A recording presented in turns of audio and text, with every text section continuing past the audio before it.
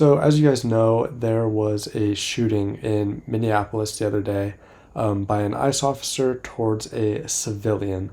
And I want to preface this whole video by saying, and honestly it's sad that you even have to say this nowadays, but that I think the loss of life in this incident was completely tragic and unfortunate, and that my condolences go out to the families of all those affected, both the agent and the victim. That being said, I would like to go through some of the video that has been put out by news outlets across the United States and just go through, see what I think actually happened in Minneapolis on that day. So this clip from ABC News should have everything from like the main vantage point that's been going around.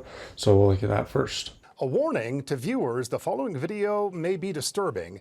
The chilling video shows ICE agents approaching a car telling the driver to get out when the driver tried taking off. That's when an agent opens fire.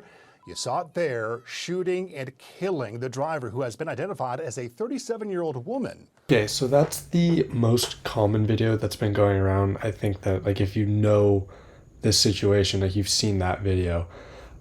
What's really interesting to me is that video is edited down. If you watch probably the 20 to 30 seconds leading up to that clip, you can see the reason why the ICE agents got out and told the woman to get out of her car. She was sitting, as you could see, opposite of the way like you should be going on the road. She was long ways blocking traffic, and you could see cars trying to go around but being hesitant and like kind of inching forward, and then like would whip up and around so as not to get hit by her. So obviously the ICE agents had reason for telling her to get out of the car. And then in the video, that even in that video, you can see she tries to speed up into the officer that ended up fatally shooting her. She threw it in reverse, got a little separation, and then just punched it right at him. So I personally can see the self-defense in the officer's actions. Hand on the holster, and then just pulled and fired as he unfortunately had to, when the woman used her vehicle as a weapon towards him. So this video gives a little bit better context to the situation. You could see the Ford Explorer kind of do what I said and inch forward and then speed around so not to get hit by the woman in the Honda Pilot. And then it also shows kind of the aftermath and doesn't cut away, and shows the officer that shot through the windshield limping after as he got hit by the car. I think which just further proves that the vehicle was weaponized.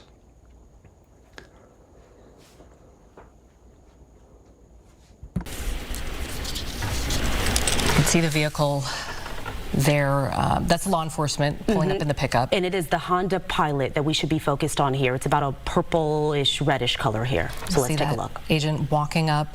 And then there's another agent. I don't know if you can see that one right there. Yeah, three agents involved. One was kind of closer to the front of the vehicle. The other kind of pulled on that driver's side.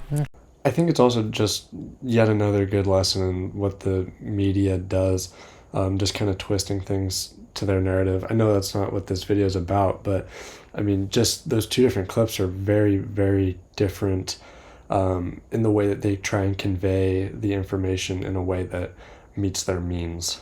So just in summary, first of all, loss of life was tragic, and condolences go out to all of those involved.